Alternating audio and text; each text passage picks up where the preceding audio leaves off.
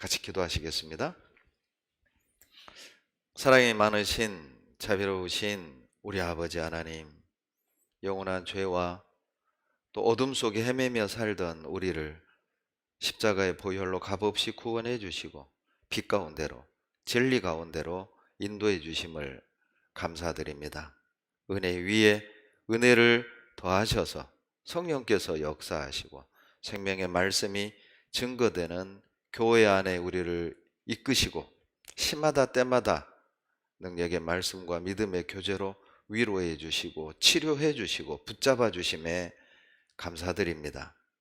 어느 때보다도 코로나로 인하여 세상은 혼란하고 두려움과 염려 가운데 살아가고 있지만 천국 소망으로 또 형제자매들이 곁에 있고 또 능력의 말씀으로 우리의 마음에 확신과 평강과 기쁨을 주심에 감사드립니다.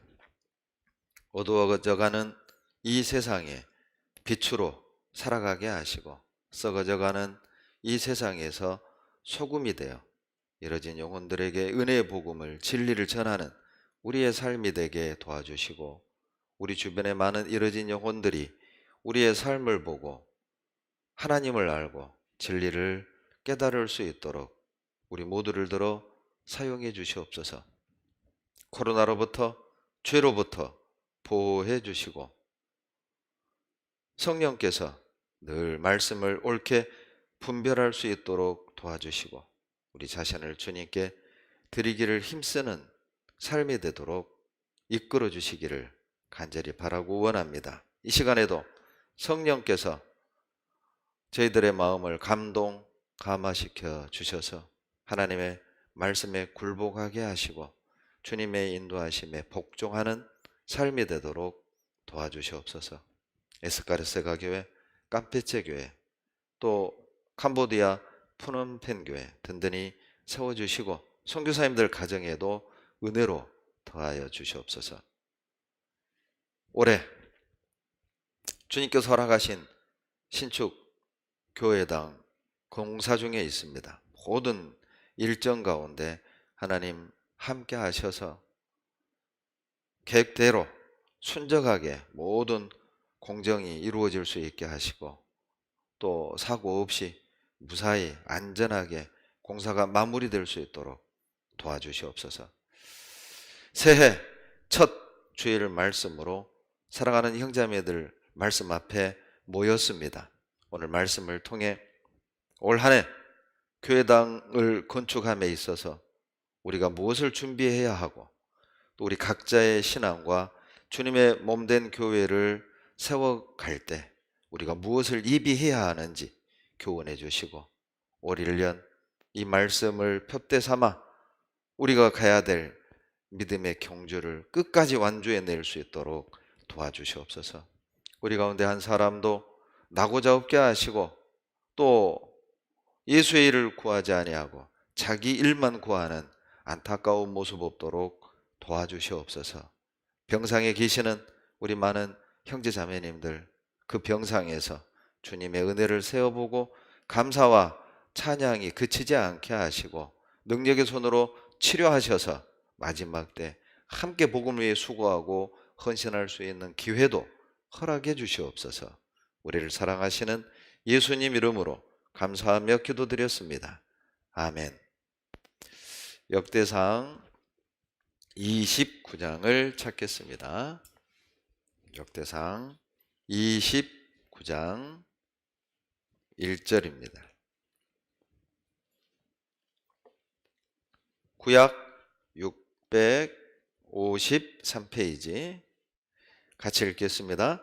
다윗 왕이 온 회중에게 이르되 내 아들 솔로몬이 홀로 하나님의 택하신 바 되었으나 오히려 어리고 연약하고 이 역사는 크도다. 이 전은 사람을 위한 것이 아니요 여호와를 위한 것이라. 26절부터는 제가 읽겠습니다.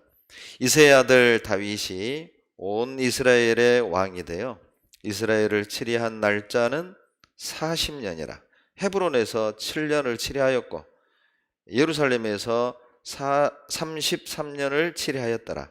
저가 나이 많아 늙도록 부하고 존귀하다가 죽음에 그 아들 솔로몬이 대신하여 왕이 되니라. 다윗 왕의 시종 행적이 선견자 사무엘의 글과 선지자 나단의 글과 선견자 갓의 글에 다 기록되고, 또 저의 왕된 일과 그 권세와 저와 이스라엘과 온 세상 열국의 지난 시사가 다 기록되니라. 역대상 29장은 다윗의 유언장이라고도 합니다. 다윗의 임종이 기록이 되어 있고, 임종 전 솔로몬과 그리고 이스라엘 백성에게 마지막 유언이 기록되어 있습니다. 이 유언의 내용이 뭐냐면 바로 이 엄청난 큰 역사, 성전을 건축하는 일을 솔로몬을 도와 완수해 달라는 부탁이죠. 여러분, 보통 그 유언은 실은 아주 중요한, 이제 마지막 목숨이 붙어 있을 때 아주 중요한, 끝으로 하고 싶은 그런 간절한 소망을 유언으로 남기죠. 이 유언을 통해서 보면 다윗이 무엇을 소원했는지, 다윗의 소원이 무엇인지, 다윗이 평생 무엇을 위해 살았는지, 다윗이 무엇을 중요하게 여겼는지 유언을 통해 알 수 있어요. 다윗의 소원은 하나님을 위한 성전을 건축하는 것이었습니다. 하나님을 경배하고 하나님을 찬양하는 성전을 건축하는 것이 다윗의 평생의 소원이었음을 알 수가 있어요. 그러나 하나님은 허락하지 않으셨습니다. 다윗은 전쟁에서 너무 많은 피를 흘렸기 때문에 성전 건축을 허락하지 않고 그 아들 솔로몬 때 성전 건축을 허락을 하셨죠.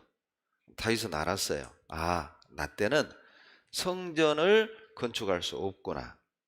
그렇다고 포기한 게 아니죠.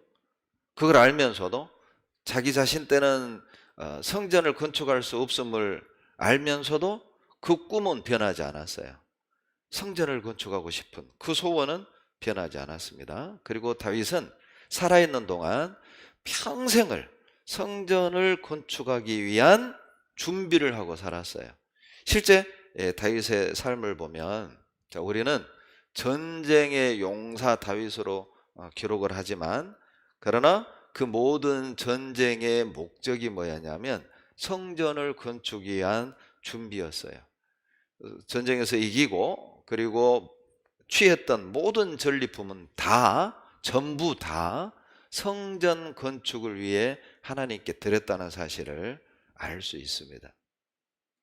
다윗은 자기 자신이 성전을 건축할 수 없음을 알았지만 멈추지 않았고 포기하지 않았고 죽는 순간까지 이 건축을 준비하고, 그리고 목숨이 붙어 있는 마지막 사력을 다해 솔로몬과 그리고 이스라엘 백성들에게 꼭 성전 건축을 완수해 달라. 그리고 그 성전을 건축할 때 이런 것들이 필요하고 이런 것들을 이런 자세를 가지고 성전을 건축해야 됨을 유언으로 남기고 있습니다.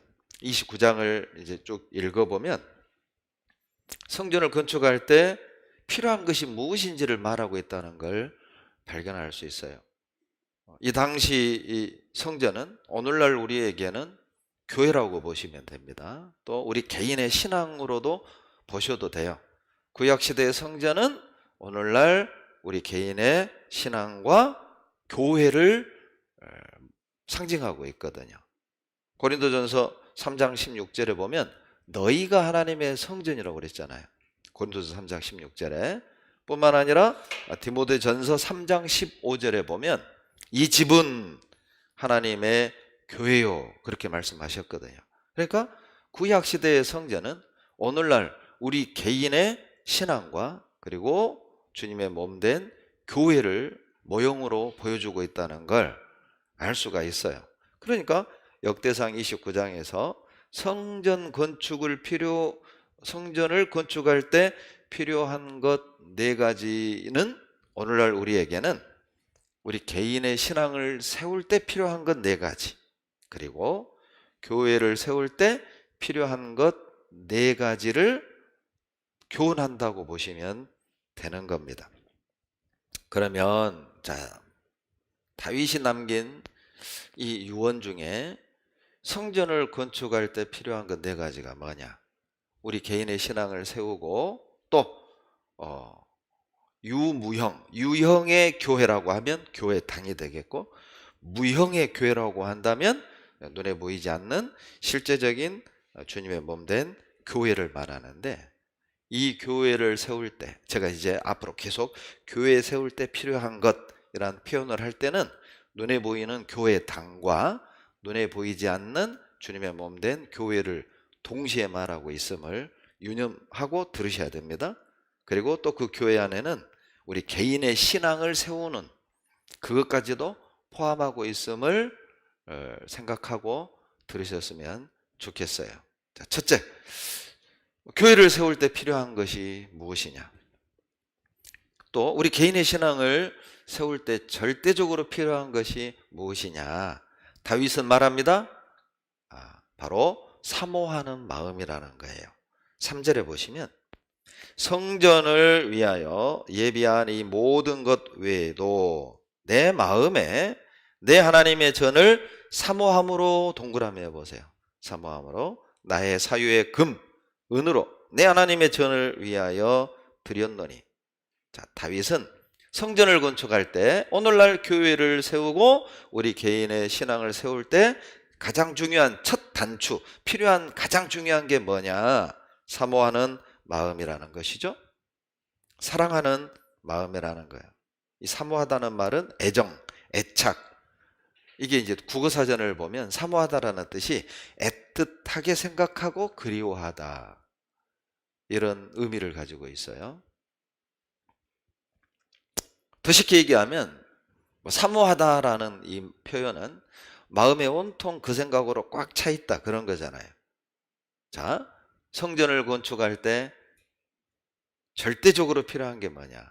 금, 은, 동이 아니에요. 실력 있는 어떤 그 설계자가 아니라 성전을 건축할 때, 교회를 세울 때 가장 중요한 게 뭐냐면 사모하는 마음이에요. 다윗은 온통 머릿속에 성전 건축에 대한 생각뿐이었어요. 다윗의 마음엔 무엇이 가득 차 있었냐면 성전 세우고 싶다, 하나님을 경배하고 하나님을 섬기는, 하나님을 찬양하는 그런 집을 세우고 싶다. 이게 다윗의 평생 소원이었어요. 시편 26편을 찾겠습니다. 시편 26편입니다. 26편 8절. 자, 26편 다윗의 시라고 되어 있죠. 8절 같이 읽습니다. 여호와여, 내가 주의 계신 집과 주의 영광이 거하는 곳을 사랑하오니. 사모했거든요. 여러분, 이 다윗 때에는 성전이 없었어요. 성막이 있었죠. 다윗은 여호와의 집, 여호와의 영광이 머무는 그곳을 사랑했어요. 성전을 건축하고 싶었던 것이죠. 왜 다윗은 성전을 건축하고 교회를 세우는데 가장 중요한 첫 번째 중요한 것을 사모하는 마음으로 말한 이유가 뭘까? 이게 아주 중요합니다. 그 이유가 있어요. 역대상 29장 4절로 돌아가 봅시다. 거기에 그 이유가 나오는데, 4절, 곧 오빌의 금 3,000달란트와 천은 7,000달란트라 모든 전 벽에 입히며 금, 은 그릇을 만들며 공장의 손으로 하는 모든 일에 쓰게 하였노니 오늘날 누가 즐거이 손에 채워 여호와께 드리겠느냐? 누가 이 엄청난 것을 하나님께 즐겁게 드릴 수 있느냐? 누굽니까? 사모하는 마음을 가진 사람이야. 많이 가진 사람이 주님께 많이 드리는 게 아니라, 많이 가진 자가 주님께 많이 드리는 게 아니라, 사모하는 자. 사모하는 자들이 하나님께 드릴 수 있다는 것이죠. 여러분, 이 4절에 보시면 금 3,000달란트, 뭐 이 3,000달란트 하니까 우리는 어느 정도인지 그 감이 안 오죠. 이 3,000달란트를 우리가 알고 있는 그런 그 도량령으로 표현을 하면 103톤이라는 거예요. 금이 103톤. 103톤이라고 하니까 놀라지도 않아요. 우리는 이제 돈으로 계산을 해야 되죠. 여러분, 금 한 돈이 얼마죠? 무게가? 금 한 돈이? 금 한 돈이 3.75g입니다. 금 한 돈이. 자, 그러면 103톤이면 이거 몇 돈이에요? 집에 가서 계산하세요. 지금 계산하지 말고. 제가 계산해 왔어요. 돈으로 따져보면 제가 1월 4일 날 계산을 해봤거든요. 그때 1월 4일 금 시세가 한 돈에 27만 1,000원이었어요. 그러면 103톤은 얼마냐?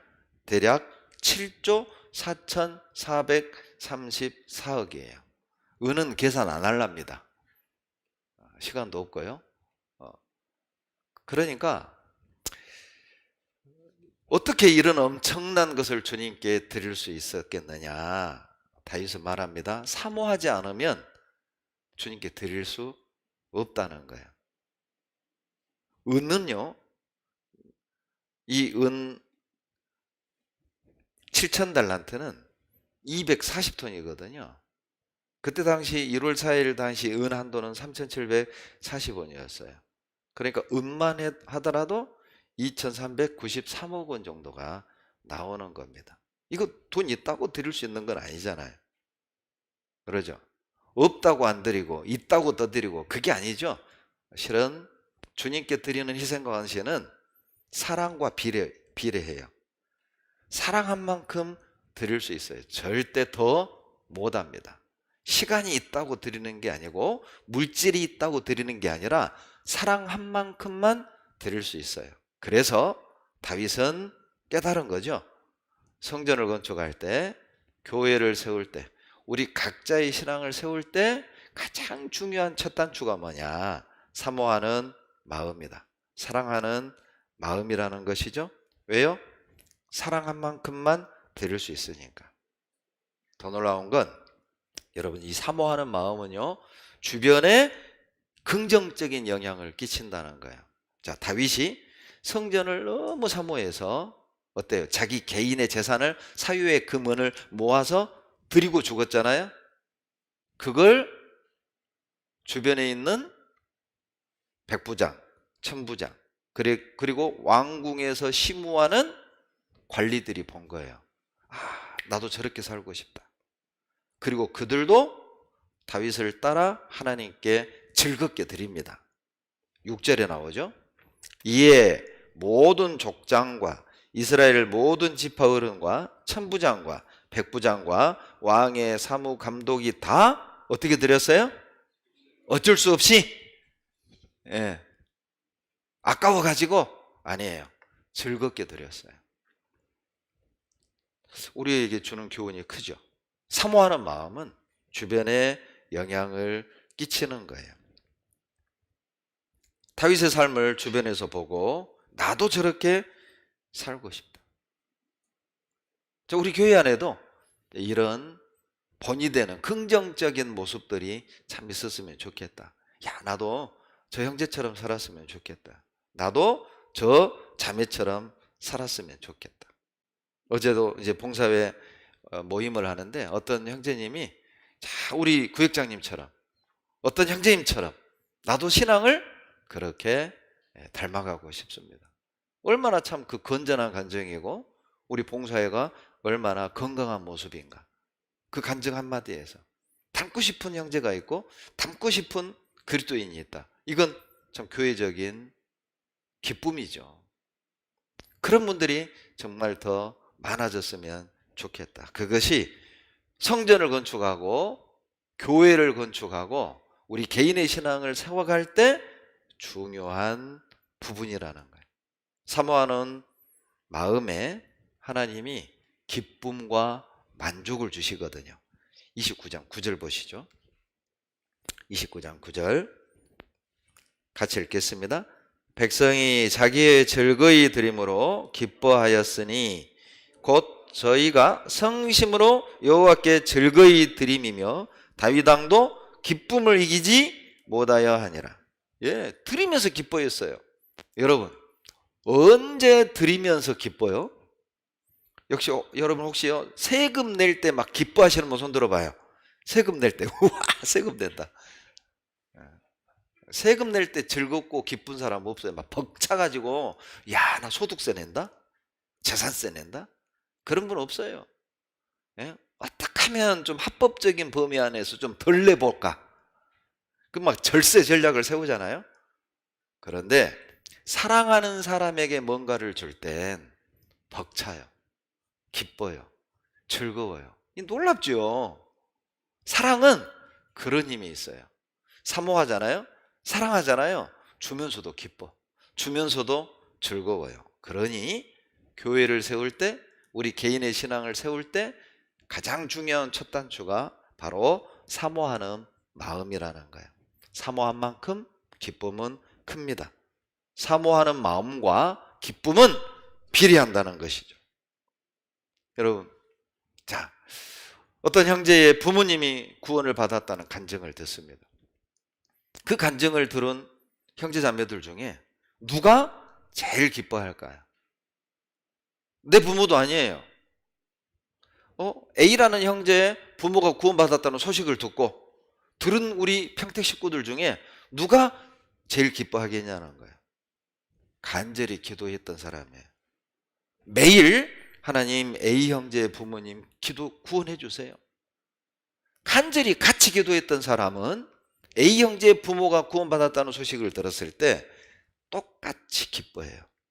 그러나 기도하지 않은 사람들은요, 구원받았대, 예, 다행이네, 너 지나가는 거죠. 사모한 만큼 기쁨은 비례할 수밖에 없는 거예요. 시편 107편 9절입니다. 시편 107편 9절. 107편 9절 같이 읽습니다. 저가 사모하는 영혼을 만족해 하시며 줄인 영혼에게 좋은 것으로 채워주시미로다. 사모하는 영혼에게 만족 주시고요, 사모하는 영혼에게 좋은 거 주신다니까요. 줄인다는 말이 사모한다 그 말이에요. 예. 의에 줄이고 목마른 자는 배부를 거라고 그랬잖아요. 그 줄인다, 그게 뭐예요? 사모한다 그 말이에요. 히든크 감독이 유명한 그 어록을 남겼죠. 나는 아직도 고프다. 승리를 갈망한다는 말을 배고프다, 나는 승리에 배고프다, 그런 어록을 남겼잖아요. 배고프다는 건 갈망, 사모하다는 걸, 간절한 소원을 말하는 거예요. 간절한 소원을 가진 사람, 사모하는 마음을 가진 사람에겐 만족을 주셔요. 좋은 것으로 채워주셔요. 여러분, 이제 우리 교회당 건축이 이제 완공이 되고 입당식을 하는 날, 누가 정말 눈물을 흘리며 기뻐할까요? 교회와 함께 아파하고 교회와 함께 생사고락을 함께 했던, 교회당 건축함에 있어서 정말 적극적으로 기도하고 희생하고 또 마음을 함께 나눴던 분들은 아마 입당식 하는 그날 눈물을 흘리며 기뻐할 겁니다. 그냥 그저 그렇게 지나가는 사람, 어떤 사람일까요? 함께 마음을 나누지 못한 사람이에요. 사모하는 사람에겐 만족 주셔요. 사모하는 사람에겐 좋은 거 채워주셔요. 사모하는 사람은 반드시 그 사모하는 걸 이루게 됩니다. 다윗을 보십시오. 분명 다윗은 하나님으로부터 답을 들었어요. 너는 안 돼. 너 때는 성전 건축 안 돼. 다윗 시대에는 성전 건축이 불가능하다는 걸 알았단 말이에요. 그럼에도 불구하고 다윗은 포기 안 한 거예요. 놀라운 건 그 아들 때 성전이 완공이 되죠. 솔로몬 왕 때 성전이 완공이 돼요. 뭘 의미합니까? 여러분 간절히 사모하잖아요. 내 자식 때라도 그걸 성취해 주시고 이루어 주신다는 거예요. 만약 다윗이 사모하지 않았다, 성전 건축에 대한 갈망하는 마음이 없었다면 솔로몬 때에도 불가능합니다.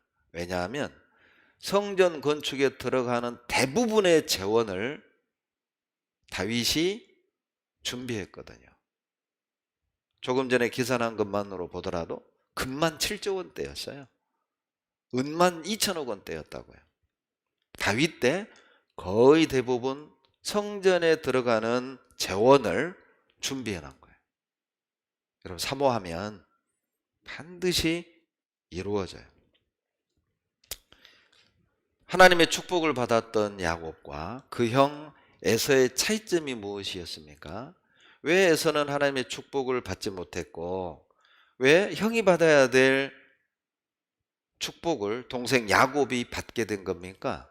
야곱의 잔머리 때문입니까? 그렇지가 않아요. 육신의 눈으로 보면 야곱이 잔머리 굴린 거지만 그러나 믿음의 눈으로 보면 큰 차이점이 한 가지 있어요. 창세기 25장에서 주님이 이렇게 말합니다. 창세기 25장. 축복을 얻는 자와 받을 수 있는 축복도 받지 못하는 사람의 큰 차이점. 25장 34절이에요. 같이 읽겠습니다. 야곱이 떡과 팥죽을 에서에게 주매 에서가 먹으며 마시고 일어나서 갔으니 에서가 장자의 명분을 경홀히 여김이었더라. 여러분 당연히 받을 거라는 착각 버리셔야 됩니다. 자, 내가 장남이니까 하나님의 축복 당연히 내가 받지? 당연히 내 거야? 아니요, 당연히 주어지질 않아요. 에서는 하나님의 축복을 가볍게 여겼죠. 사모하는 마음이 없었어요. 갈망하는 마음이 없었어요. 그러나 야곱은 자격은 안 되지만 그 축복을 너무 갈망한 거죠. 놀랍게도 하나님의 그 축복은 야곱에게 돌아갔어요. 하나님의 은혜는 사모하는 자, 갈망하는 자에게 주시는 거예요. 당연히 될 거라는 착각을 버리십시오. 하나님이 당연히 나를 축복하시고 교회 안에 이루어진 계획된 모든 것들이 당연히 저절로 될 거라는 생각을 버리세요. 우리 모두가 간절히 사모해야 됩니다. 교회당 건축, 그리고 보이지 않는 주님의 몸된 이 교회가, 또 우리의 신앙이 하나님 앞에 온전히 세워지도록 간절히 사모하지 않으면 이루어질 수 없는 큰 역사라는 것이죠. 32장을 보시겠습니다. 창세기 32장 26절입니다. 창세기 32장 26절.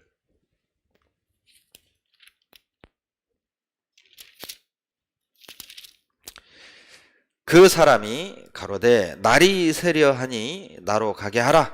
야곱이 가로되 당신이 내게 축복하지 아니하면 가게 하지 아니하겠나이다. 유명한 내용이죠. 약복강가에서 하나님과 씨름하는 내용입니다. 정말 이 야곱의 기질이 여기에 딱 나오죠. 죽자 살자 매달리는 거야.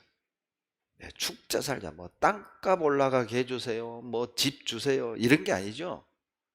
지금 야곱이 죽기 살기로 매달리는 게 뭡니까? 하나님의 축복이에요.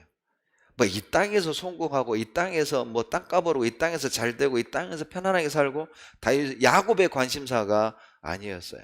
나 그런 거 없어도 돼요. 하나님의 은혜, 하나님의 축복 저에게 주십시오. 그거 주시지 않으면 나 이거 못 놉니다. 속된 표현으로 하나님이 질려버린 겁니다. 야, 나 졌다. 나 너에게 졌다. 그리고 야곱의 이름을 이스라엘로 고쳐주시죠. 뭘 의미합니까? 여러분, 사모하는 자에게 새로운 인격을 주셔요. 사모하는 자에게는 하나님이 새로운 믿음을 주신다는 것이죠. 그래서 야곱의 이름을 이스라엘로 바꿔주시는 거예요. 사모하는 자만이 하나님의 마음을 움직일 수 있다는 거예요. 여러분 어때요? 우리 정말 이 정도 사모하는 마음이 있습니까? 우리 교회당 건축에 대해서 우리 이 정도 사모하는 마음이 있습니까? 주님의 몸된 교회를 세우고 또 우리 각자의 신앙을 하나님 앞에 부끄럽지 않은 모습으로 세워가고자 하는 이런 간절한 마음이 나에겐 있는 걸까요? 하나님은 사모하는 자를 통해 더 놀라운 역사를 이루셔요. 디모데전서 3장에 보면 장로가 되기 위한 16가지 조건이 나오죠. 그 중에 1절 장로가 되려면 첫 번째 조건이 있어요. 미쁘다 이 말이야. 사람이 감독의 직분을 얻으려 하면 선한 일을 사모한다 함이로다. 여러분, 장로가 되려면 선한 일을 사모하는 자여야만 됩니다.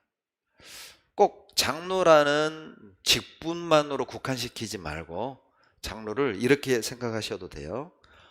하나님 앞에 더 큰 일, 하나님 앞에 더 큰 일을 하고 싶다면, 하나님께 더 크게 쓰임받고 싶다면 필요한 게 있어요. 사모하는 마음이에요. 하나님, 나 쓰임받고 싶어요. 하나님, 저 주님께 더 많은 일을 하고 싶어요. 주님께 더 중요한 일에 쓰임받고 싶어요. 그 마음이 있어야만 하나님이 그 사람에게 더 큰 역사를 맡길 뿐만 아니라 그 사람을 통해서 놀라운 역사를 이루시겠다는 거예요. 하나님은 사모하는 사람 통해서 더 크신 일을 나타내시는 거예요. 하나님은 사모하는 사람을 성장시키고 변화시킵니다. 베드로전서 2장 2절에 갓난아이들 같이 순전하고 신령한 젖을 사모하라 그러죠. 이는 이로 말미암아 너희로 구원에 이르도록 자라게 하려 함이라. 말씀을 사모하는 자들을 하나님이 자라게 해주셔요. 시편 19편을 찾겠습니다. 시편 19편 10절. 시편 19편 10절.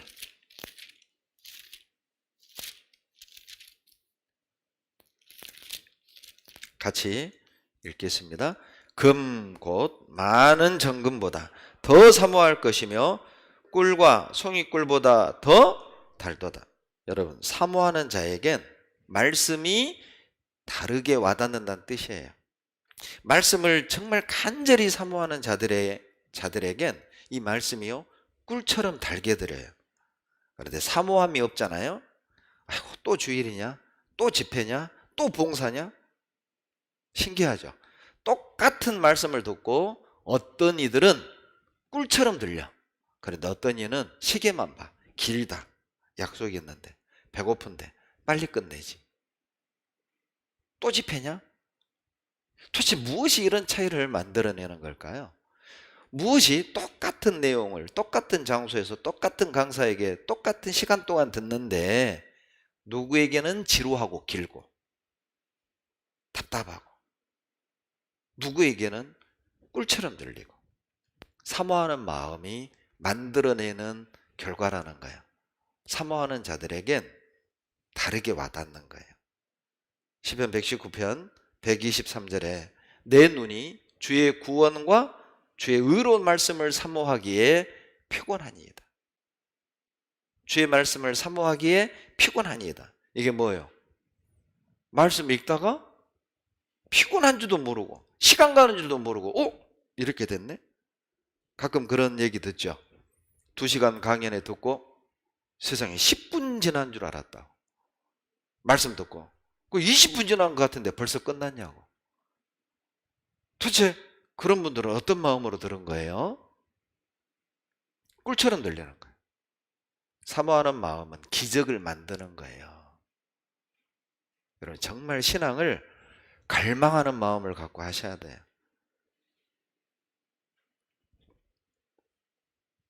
사모하는 사람은 하나님이 기쁨을 주셔요.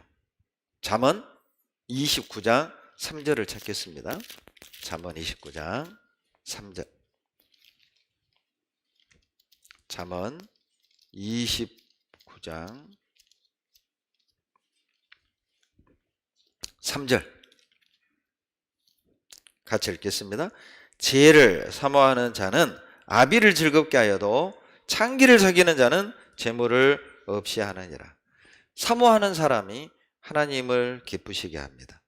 그 말씀을 사모하고 지혜를 사모하는 사람은 어때요? 퇴근하더라도 늦게라도 뭐 5분 듣기 위해서 수요 말씀을 들으러 교회를 오고, 또 형제자매 얼굴을 보려고 구역 모임이 다 끝나가는데도 헐레벌떡 구역 모임 장소로 뛰어오고, 자, 그런 형제자매들을 보면 어때요? 정말 감사하죠.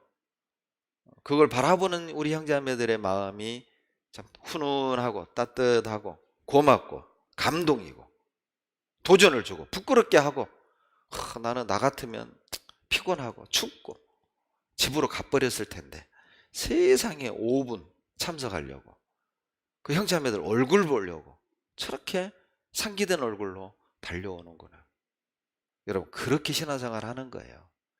아이고 지금 가봐야 10분밖에 못 듣고 5분밖에 뭐 교제 못하고 그냥 다음에 하자, 이렇게 신앙생활 하는 거다고? 5분이라도 듣자, 5분이라도 교제하자, 이런 자세로 하나님을 섬기는 거다고. 하나님으로부터 받는 건 다를 수밖에 없어요. 다를 수밖에 없어요. 여러분 하나님의 은혜는 내가 부르는 거예요. 어떤 태도로 어떤 마음으로 주님을 섬기느냐에 따라서 주님으로부터 무엇을 받느냐가 결정되는 거라니까요. 그래서 교회를 세우고 신앙을 세우는 첫 번째 아주 중요한 기둥이 사모하는 마음입니다. 두 번째, 신앙과 교회를 세우는 데 필요한 것은 즐거운 마음이에요. 즐거운 마음. 역대상 29장 14절. 역대상 29장 14절.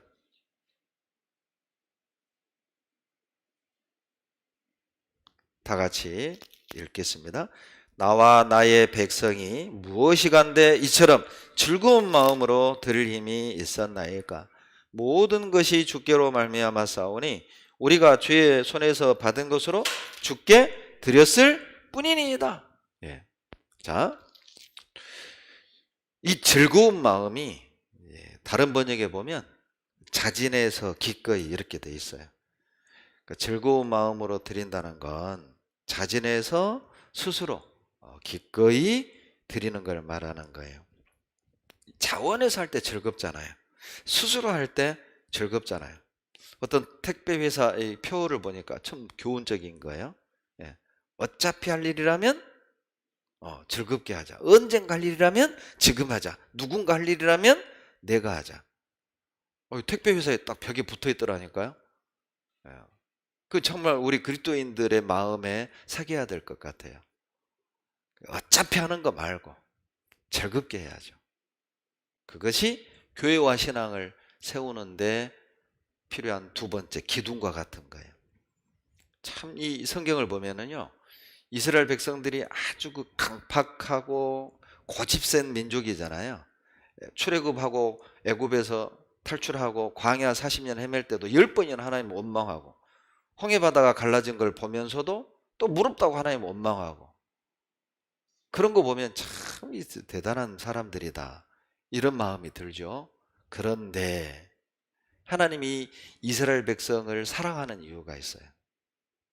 그랬다가도 이스라엘 사람들은 불평하고 원망했다가도 하나님 앞에 딱 징계 받잖아요. 바로 돌이키고, 더 놀라운 건 정말 하나님을 사랑했고 하나님을 섬기고자 하는 그 열망이 특출한 민족이었어요. 그 고집쟁이 이스라엘 백성들도요, 성막을 만든다거나 성전을 세운다거나 성전을 재건할 때 필요한 물품들 있잖아요. 정말 즐겁게 드립니다. 마음 태도가 달라요. 아까워가지고 어쩔 수 없이 이런 모습이 아니에요. 출애굽기 35장을 보시죠.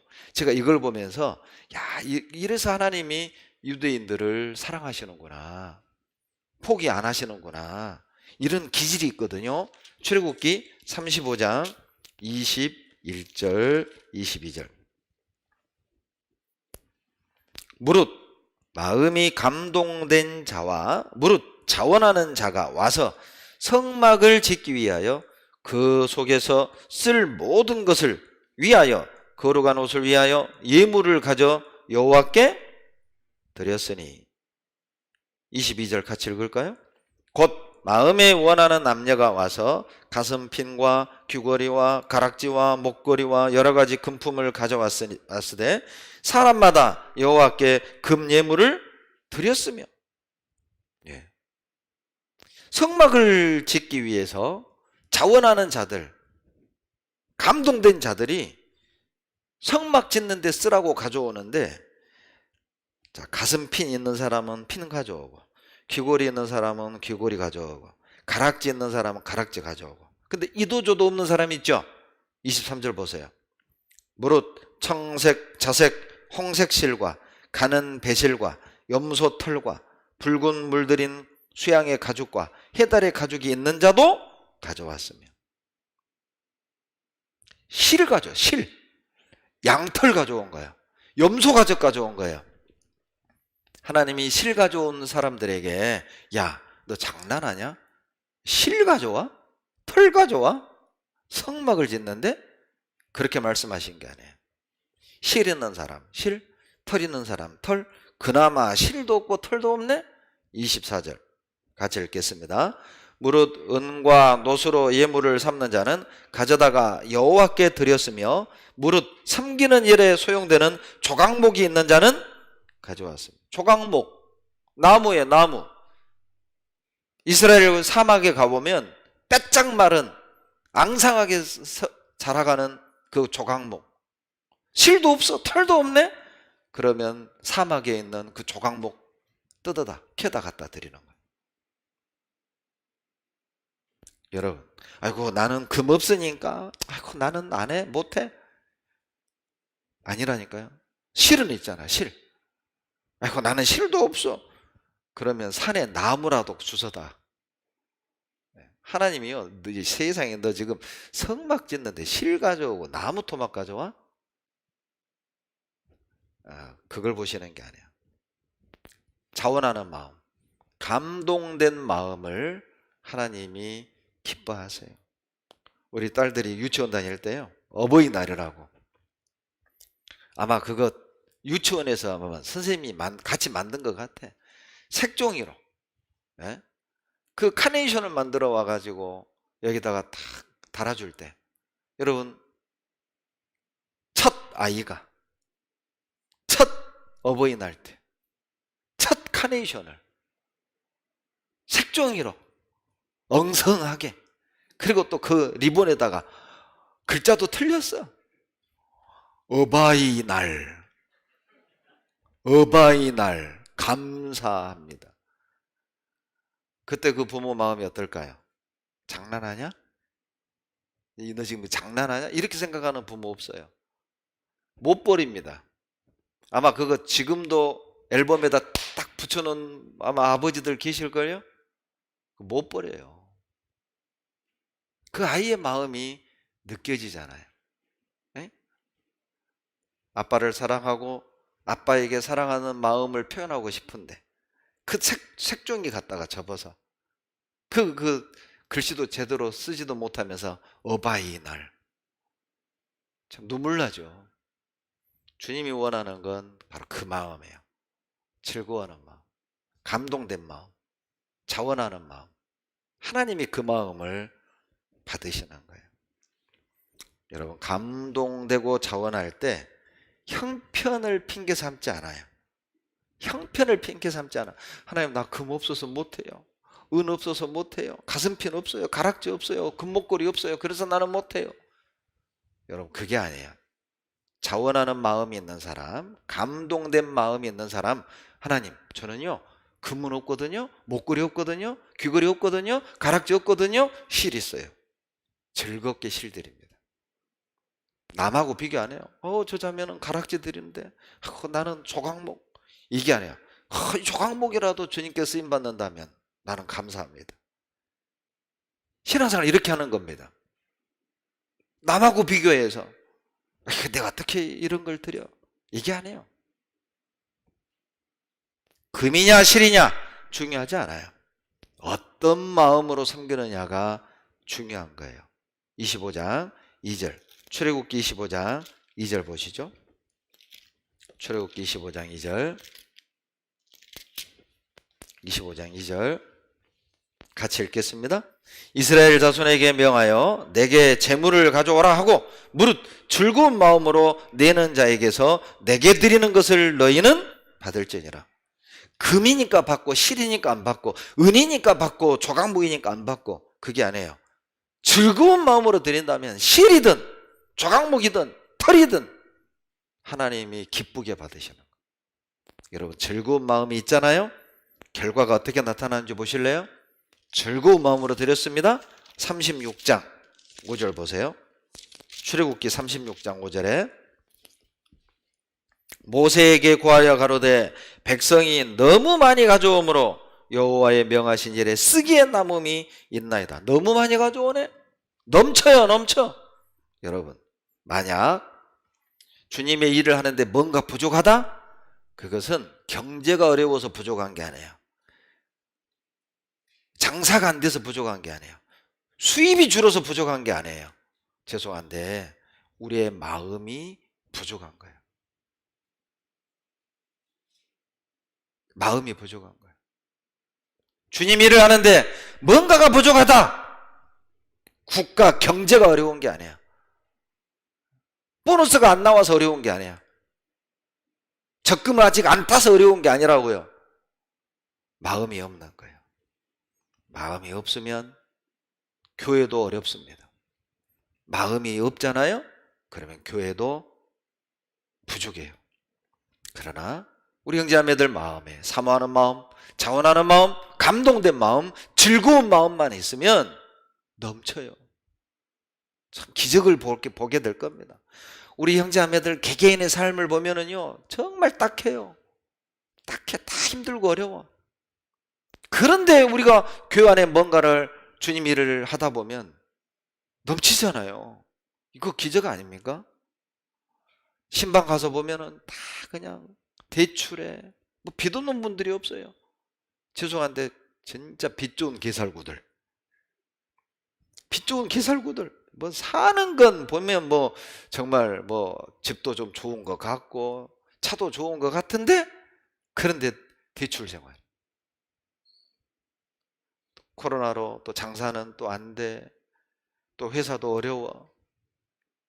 그런데 그 상황에서 주님 일을 하다 보면 어때요? 넘쳐요, 넘쳐. 우리는 그러니 감사하죠. 교회는 그렇게 세워지는 겁니다. 형편대로 하는 게 아니에요. 형편대로 하는 게 아니라 마음으로 섬기는 거라. 그러면 여러분 넘치게 돼 있어요. 어떻게 그러면 즐거운 마음을 갖게 될까요? 어떻게 할 때 즐거운 마음이 생기는 걸까? 자, 두 가지가 필요해요. 즐거운 마음을 갖고 싶으세요? 두 가지를 아셔야 됩니다. 역대상 29장 15절 보세요. 역대상 29장 15절. 역대상 29장 15절. 주 앞에서는 우리가 우리 열조와 다름이 없이 나그네와 우고한 자라. 세상에 있는 날이 그림자 같아서 머무름이 없나이다. 누가 즐거운 마음으로 주님을 섬깁니까? 누가 즐거운 마음으로 주님께 드릴 수 있습니까? 이 세상 인생길 나그네 길이다. 이거 기억하세요. 이 세상은 나그네 길, 나는 다만 나그네. 이 세상은 나그네 길이라는 걸 안다면 나는요 이 땅에 있을 마음 없어요. 이 세상 소망 없습니다. 이 세상에 싸워둘 이유도 없어요. 내가 그냥 지나가는 나그네 인생길이라는 걸 알면 즐겁게 주님 섬길 수 있어요. 여러분 2박 3일 가족끼리 여행을 갔네요. 바닷가 모래사장 옆에 텐트를 치고 야영을 합니다. 비가 오네요. 비가 떨어져요. 비가 새요. 밥을 먹는데 바람에 모래가 날아와서 모래가 씹혀요. 화내는 사람 없습니다. 화내는 사람 없어요. 오히려 재밌어요. 즐거워요. 왜? 2박 3일만 가족끼리 여행으로 온 거예요. 우리 집이 따로 있잖아요. 평생 바닷가에서 텐트 치고 살아라. 못 살죠, 그렇게는. 평생 모래 씹고 살아라. 그렇게는 못 살죠. 그런데 2박 3일이거든요. 지금 캠핑 온 거예요. 여행 온 거예요. 그러니 잠자리가 불편해도 추억이고 먹는 것이 부실해도 어때요? 아름다운 추억거리로 남는 거예요. 괜찮아. 괜찮아. 여러분, 우리가 이 세상 살면서 뭔가 부족하고 또 내 마음대로 안 되고 그러죠. 내 뜻대로 안 되고 그래도 우리가 문제되지 않는 것은 지나가는 길이거든. 나그네 길이거든요. 여기서 영원히 살 것이 우리는 아니에요. 히브리서 11장 13절을 보시죠. 히브리서 11장 13절. 히브리서 11장은 믿음장이라고 하죠. 믿음의 위인들이 기록이 되어 있습니다. 13절. 이 사람들은 다 믿음을 따라 죽었으며 약속을 받지 못하였으되 그것들을 멀리서 보고 환영하며 같이 읽죠. 또 땅에서는 외국인과 나그네로라 증거하였으니. 이 믿음의 선배들은 어떻게 끝까지 믿음을 지키고 죽을 수 있었는가? 이유는 하나다. 이 땅에서 나그네, 이 땅에서 외국인이요. 여러분 외국인 노동자, 여러분 뭐 회사나 주변에 이렇게 일하는 것 보신 적 있죠? 참 보면 좀 딱하잖아요. 그 추운 컨테이너에서 막 새우잠 자면서 밤 늦게까지 일을 하고 사람들이 막 후진국에서 왔다고 무시하는데도 눈물을 훔치면서도 막 5년 6년 버티고 일을 하잖아요. 그 번 돈 어때요? 고향에 고국에 보내서 아이들 학교 보내고 부모님 약값하고 병원비하고 그리고 막 집 사고 그리고 말하죠. 나는 우리나라 돌아가면 식당 개업해가지고 막 한국 요리 팔면서 살 거라고. 우리 부모님 모시고 살 거라고. 우리 아이들 의대 보낼 거라고. 그거 하나 때문에 이 먼 타향에 와서 무시당하고 생고생을 하면서도 버티는 거 버텨. 왜? 10년만 눈 딱 감고 고생하면 끝나. 그러면 이제 금이환영해서 식당도 하고 집도 짓고 얘도 대학 보내고 부모님도 수술하고 그런 막 소망. 그게 우리예요. 그게 우리라고. 우리가 이 땅에서는 외국인입니다. 사람들이 우리 간증 잘 못 알아먹잖아요. 우리가 하는 간증이 외국말이야, 이방인들에게는. 그러죠? 그럼 우리 막 무시하잖아요. 예수 믿는다고 하면. 요즘 코로나 시대에 교회 다닌다고 하면 완전히 이상한 사람 취급, 후진국 사람 취급하죠. 예, 우리가 외국인이에요. 그러나 우리의 본향, 천국을 우리가 알고 있기 때문에 이 땅에서 무시당하고 또 고난이 있고 또 힘든 일이 있어도 버틸 수 있는 거예요. 마치 한국에서만 그렇게 외국인 노동자들이 힘들게 번 돈 자기는 안 먹고 안 써. 다 보내죠. 집으로 보내잖아요. 자기 나라로 보내잖아요. 우리가 그러죠. 그러죠. 우리가 지금 이 땅에서 평택에서 외국인 노동자 생활하는 거, 여러분이 우리가 외국인 노동자예요? 구원받은 그리스도인들이 외국인 노동자라고. 그 고생해서 막 번 돈 안 써. 자기를 위해서 철저히 아껴. 그리고 어때요? 본국으로 보내. 우리 본국이 어디예요? 천국으로. 보내. 우리 아버지한테 보내. 우리 아버지 약가바라고. 예? 그리고 천국에 이제 내 집 지으려고. 우리가 외국인이잖아요. 외국인 노동자 같이 살아야죠. 나그네 정신, 나그네 정신으로 살았기 때문에 끝까지 믿음을 지킬 수 있었어요. 그러니 이 땅에서 없는 거 당연하게 생각하라고. 아, 외국인 노동자가 여기 놀러 온 거예요. 그러니 뭐 잠자리 불편하고 없고 놀러 못 가고 못 먹고 못 입고 막 하대 받고 무시당하고 괜찮아. 어차피 각오하고 왔잖아. 그럴 줄 알고 왔잖아요. 그럴 줄 알고 신앙생활 하는 거예요. 힘들 거 알고 우리가 구원 받고 주님 섬기고 있는 거잖아요. 대접 못 받을 거 알았다고. 우리는 문제 삼지 말고 이것저것 핑계 대면서 주님께 해야 될 걸 하지 않는 걸 당연하게 생각하지 말고 우리는 나그네 정신으로 사는 거예요. 두 번째, 누가 즐거운 마음으로 주님을 섬길 수 있습니까? 내게 있는 모든 것이 주님 거라는 사실을 인정할 때 나그네 정신과 주인 정신을 가지셔야 됩니다. 두 번째가 주인 정신, 주님의 것. 모든 게 주님의 것이다. 이걸 인정하셔야 됩니다. 그렇지 않으면 절대 주님께 즐겁게 못 드려요. 즐겁게 주님을 못 섬겨요. 아까워서 시간도 아깝고 물질도 아깝고. 역대상 29장 11절.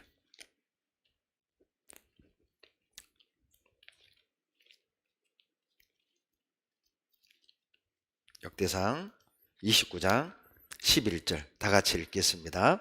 여호와여, 광대하심과 권능과 영광과 이김과 위엄이 다 주께 속하였사오니 천지에 있는 것이 다 주의 것이로소이다. 여호와여, 주권도 주께 속하였사오니 주는 높으사 만유의 머리심이니이다. 다 주의 것. 동그라미 해봐요. 다 주의 것이에요. 14절 나와 나의 백성이 무엇이 간데 이처럼 즐거운 마음으로 드릴 힘이 있었나이까. 모든 것이 주께로 말미암아 싸우니 우리가 주의 손에서 받은 것으로 주께 드렸을 뿐이니이다. 참 멋있죠. 정말 다윗은 멋있는 분입니다. 세상에 7조 원 넘는 금을 주님께 드리면서 이거 원래 주님 거였어요. 주님께 받은 것 주님께 돌려드릴 뿐입니다. 원주인에게. 자, 우리가 이 말씀을 통해서 비춰본다면 넉넉해서 드리는 게 아니에요. 우리가 여유 있어서 주님께 드리는 게 아니라 주님 것이기 때문에 드리는 거라고. 아세요? 우리가 수입이 늘고 쌓아놓은 재산이 있어서 주님께 드리는 게 아니라니까요. 다 없어요. 다 힘들어. 그러죠? 그럼에도 우리가 아끼고 아껴서 주님께 드리는 이유가 뭡니까? 주님 거잖아요. 넉넉해서 드리는 게 아니에요. 여유로워서 드리는 게 아니에요. 주님 것이니까 주님께 드리는 것이죠. 주님 것임을 안다면 주님을 위해 사는 게 당연한 거예요. 로마서 14장 8절 우리가 살아도 주를 위하여 살고 죽어도 주를 위하여 죽나니 그 이유가 뭐예요? 그러므로 사나 죽으나 우리가 주의 것이로다. 주님의 것이라는 걸 인정하지 않으면 주님을 위해 살 수도 없고 주님을 위해 살지 못하는 사람은 주님을 위해 죽을 수도 없어요. 주님을 위해 사는 사람만이 주님을 위해 죽을 수 있는 겁니다. 누가요? 모든 것이 주님의 것이라는 사실을 인정하는 사람. 우리는 둘 중에 하나를 해야 해요.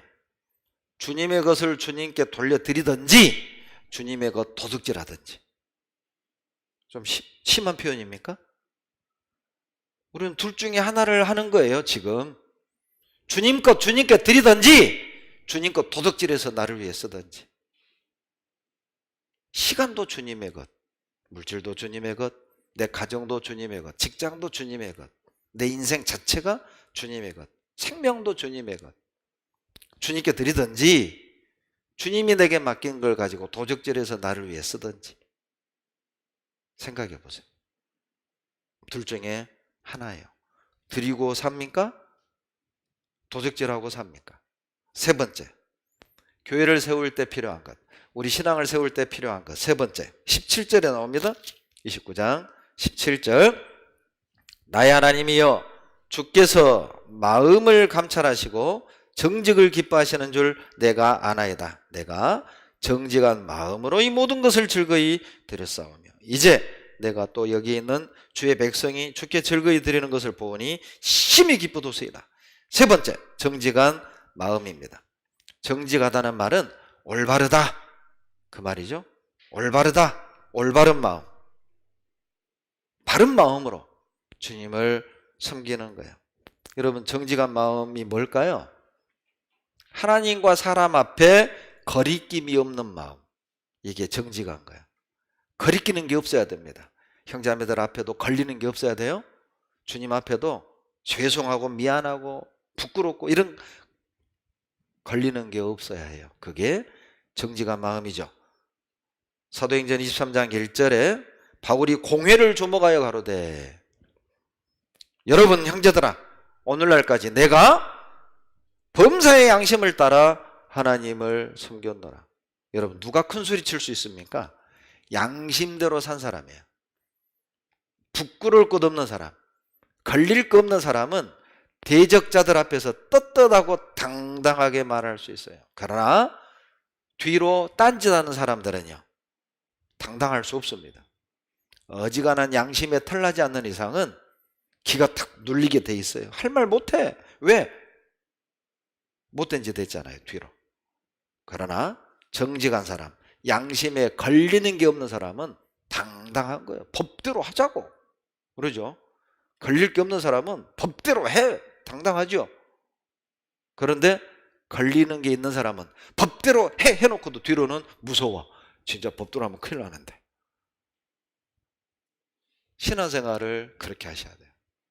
그것이 교회를 세우고 우리 개인의 신앙을 세우는 방법입니다.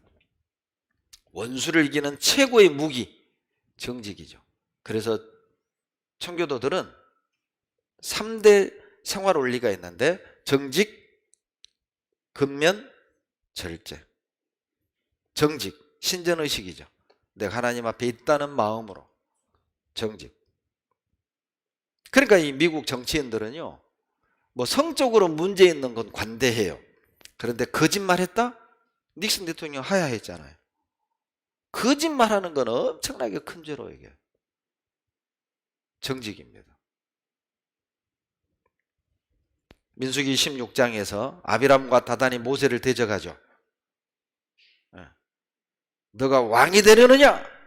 그때 모세가 민수기 16장 15절에서 당당하게 외친 내용이 나와요. 찾겠습니다. 민수기 16장 15절.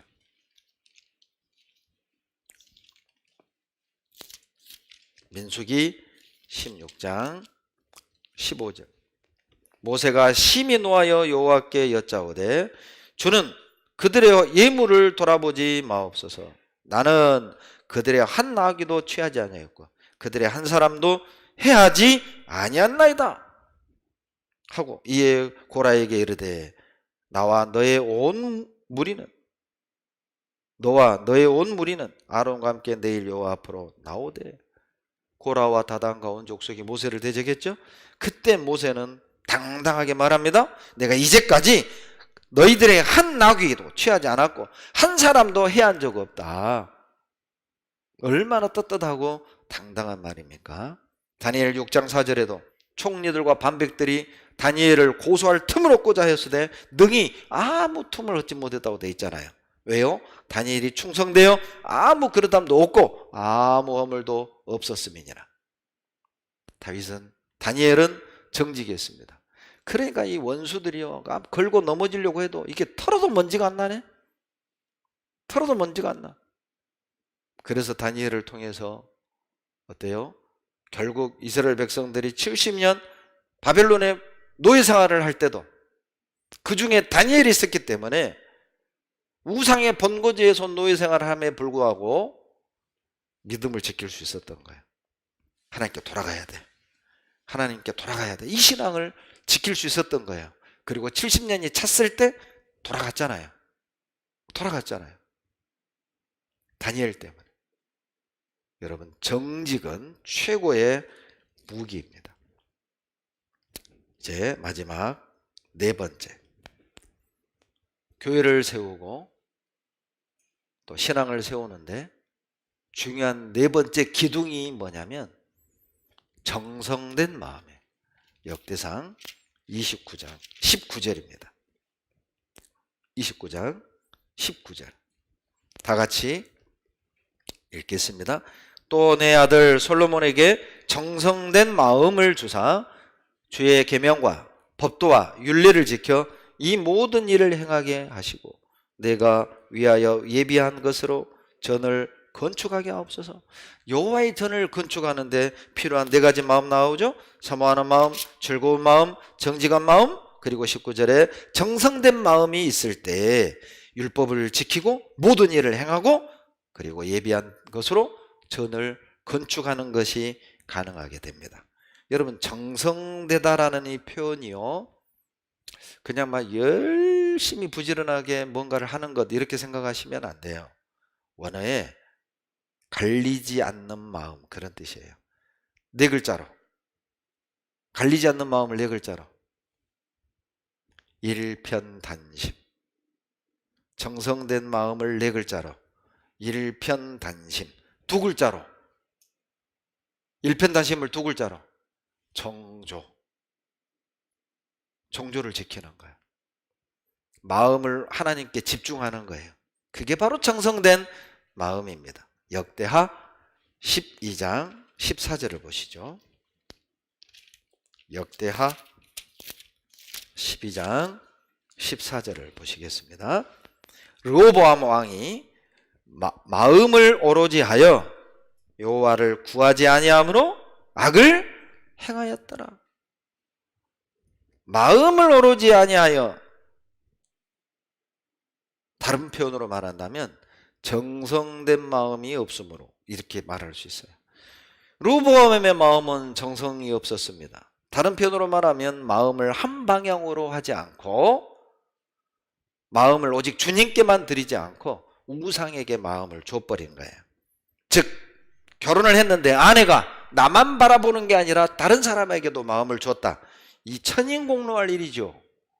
이게 죄가 아닙니까? 르호보암이 그러했다, 그 뜻입니다.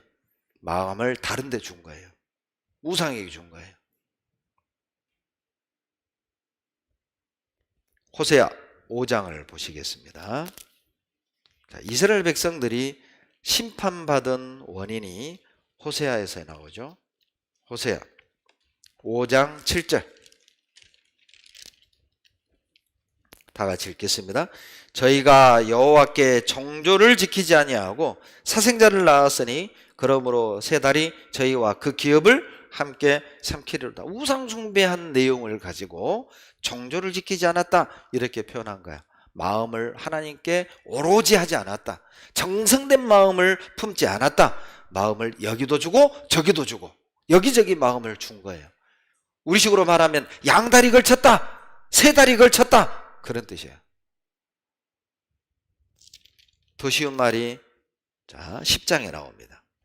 호세아 10장 2절 같이 읽겠습니다. 저희가 두 마음을 품었으니 이제 죄를 받을 것이라. 하나님이 그 제단을 쳐서 깨치시며 그 주상을 흐르시리라. 두 마음을 품었어요. 이것이 이스라엘이 저주받고 멸망받은 이유입니다. 정성된 마음이 없잖아요?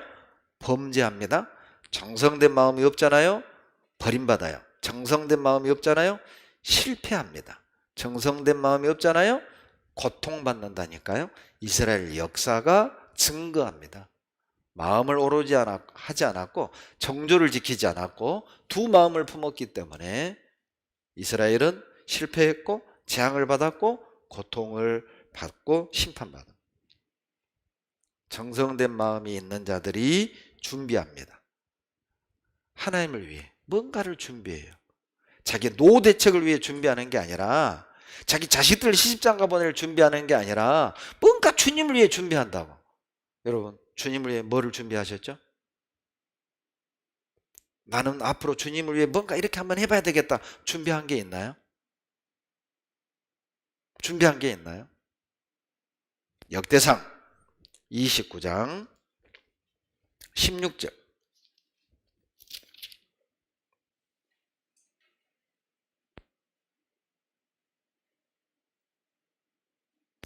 역대상 29장 18절 다 같이 읽겠습니다. 우리 열조 아브라함과 이삭과 이스라엘의 하나님 여호와여, 주께서 이것을 주의 백성의 심중에 영원히 두어 생각하게 하시고 그 마음을 예비하여 주께로 돌아오게 하옵시며. 3절, 자, 마음을 예비해 주시고요. 3절, 성전을 위하여 예비한 이 모든 것 외에도 내 마음에 내 하나님의 전을 사모함으로 나의 사유의 금은으로 내 하나님의 전을 위하여 드렸노니. 자, 3절 보세요. 성전을 위하여 예비한 이 모든 것. 성전을 위해, 하나님을 위해 뭔가를 예비했어요. 16절 우리 하나님 여호와여, 우리가 주의 거룩한 이름을 위하여 전을 건축하려고 미리 저축한 밑줄, 미리 저축한 이 모든 물건이 다 주의 손에서 왔사오니 다 주의 것이니이다. 정말 다윗은 아름다운 사람입니다. 철저하게 준비했어요. 바로 즐거운 마음, 정성된 마음이 있는 사람은 주님을 위해 뭔가 준비합니다.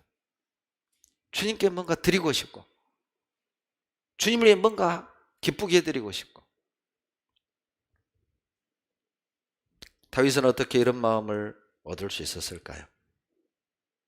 다윗은 늘 하나님의 은혜를 기억했어요. 여러분, 은혜를 기억해야 이 네 가지 마음 생깁니다. 사모하는 마음, 즐거운 마음, 정성된 마음, 정직한 마음.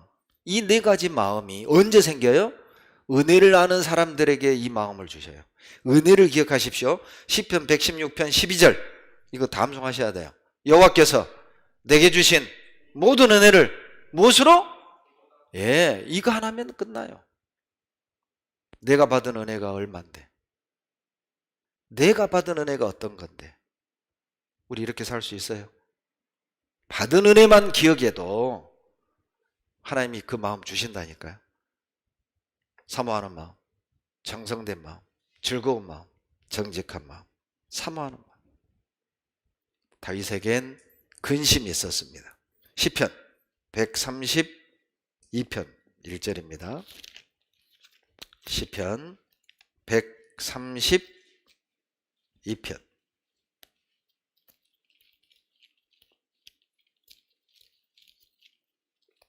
132편 1절 같이 읽겠습니다. 여호와여, 다윗을 위하여 그의 모든 근심한 것을 기억하소서. 여러분, 132편 제목을 보세요. 성전에 올라가는 노래예요. 성전을 올라갈 때마다 이 사람들이 이 노래를 불렀어요. 여호와여, 다윗을 위하여 그의 모든 근심한 것을 기억하소서. 성전 올라갈 때마다 이 노래를 부른 거예요. 왜요? 성전은 다윗 때문에 세워진 거잖아요. 다윗 때문에. 그러니까 성전 올라갈 때마다 하나님, 다윗이 근심한 거 기억하세요. 다윗이 뭘 근심했습니까? 성전을 세우고자 하는 근심이 있었잖아요. 주님을 위해 더 열심히 살고자 하는 그런 근심이 있었잖아요. 주님을 기쁘시게 해드리고 싶은 그런 근심이 있었잖아요. 죄와 구별되어 나를 창조하시고 나를 구원하시는 그 목적에 합당한 삶을 살고자 하는 그런 근심 말입니다. 하나님을 위한 근심. 그런 근심이 있는 사람들에게 하나님이 이 네 가지 마음 주는 거야. 은혜를 기억할 뿐만 아니라 근심이 있어야 돼. 세상 근심 말고, 먹고 살 근심 말고, 노후 대책에 대한 그런 근심 말고, 경제에 대한 그런 근심 말고, 주님께 더 드리고 싶은데, 주님의 성전을 짓고 싶은데, 주님의 마음을 시원케 하고 싶은데, 이게 막 내 마음대로 안 돼. 내 원만큼 안 돼. 그런 근심. 다윗은 그런 근심이 있었어요. 역대상 13장 3절에 보면 다윗은 왕이 되자마자 언약궤를 다윗성에 데려옵니다. 가져옵니다. 언약궤가 들어올 때 막 춤추잖아요. 춤추는데 막 옷이 벗겨져. 그것도 모르고 막 춤을 춰요. 여러분, 뭐가 그려져요? 옷이 벗겨지는데 한 왕이 너무 감사하고 기뻐서 춤을 추는 모습을 상상해 보세요. 다윗의 마음엔 한 가지 소원밖에 없었어요. 하나님의 전을 짓고 싶고, 하나님을 경배하고, 하나님을 찬양하고, 하나님을 증거하는 그런 집을 짓고 싶었던 거예요. 그 첫 번째 단계로 언약궤를 다윗성에 모시고 오는데 너무 즐거운 거예요. 옷이 벗겨진 줄 모르고 춤을 추는 거예요. 그리고 역대상 17장 1절로 2절에 이제 그 근심이 깊어지죠? 나는 이 백향목궁에 거하거늘 여호와 언약궤는 천막에 있구나. 역대상 17장 1절 2절 말씀이죠. 무슨 뜻이죠? 내가 이렇게 살아도 되냐? 내가 이렇게 호사스럽게 살아도 되냐? 언약궤는 천막이 있는데 내가 이런 백향목궁에 살아도 되냐? 언약궤는 천막이 있는데 내가 이런 기름진 고기 먹고 살아도 되냐? 언약궤는 천막이 있는데 내가 이런 호사스러운 삶을 살아도 되냐? 다윗에겐 그런 근심이 있었어요. 내가 이렇게 살아도 돼? 내가 이렇게 살아도 돼? 여러분, 그런 근심을 가지셔야 됩니다. 교회와 신앙을 세울 때 중요한 것 4가지. 즐거운 마음, 사모하는 마음, 정성된 마음, 정직한 마음입니다. 뭘 의미합니까? 신앙생활은 환경의 문제가 아니라는 것이죠. 100% 마음의 문제입니다. 교회당을 건축할 때 이건 물질의 있고 없음의 문제가 아니에요. 마음의 문제입니다. 우리 평택교회에 무형의 몸된 교회를 세워갈 때 시간이 있고 없음의 문제가 아니에요. 직장이 멀고 바쁘고 그런 문제가 아니야. 남편이 도와주고 안 도와주고 그런 문제가 아니에요. 얘들 때문에 뭐 힘들고 어쩌고 그런 문제가 아니라 마음의 문제라니까요. 그 마음이 있으세요? 그 마음만 있으면 돼요. 그러면 우리 개인의 신앙, 교회를 하나님이 세워가셔요. 2021년 한 해 우리 교회를 세우고 우리 신앙을 세우는 그런 한 해가 됐으면 좋겠습니다. 기도하겠습니다.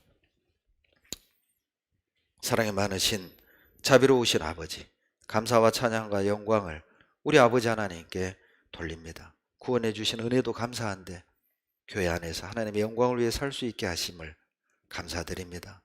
주님이 허락하신 교회당 건축도 순적히 완공이 될 수 있도록 도와주시고 또 그 교회당을 통해서 많은 영혼이 구원 얻고 우리 형제자매들이 마음껏 주님을 섬길 수 있는 은혜를 허락해 주시기를 간절히 바라고 원합니다.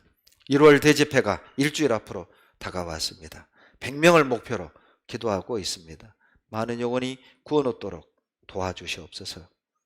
오늘 말씀을 통해 우리 마음 가운데 즐거운 마음, 사모하는 마음, 정성된 마음, 정직한 마음 주셔서 우리 개인의 신앙과 주님의 몸된 교회를 세워갈 수 있도록 도와주시옵소서. 우리를 사랑하시는 예수님 이름으로 감사하며 기도드렸습니다. 아멘.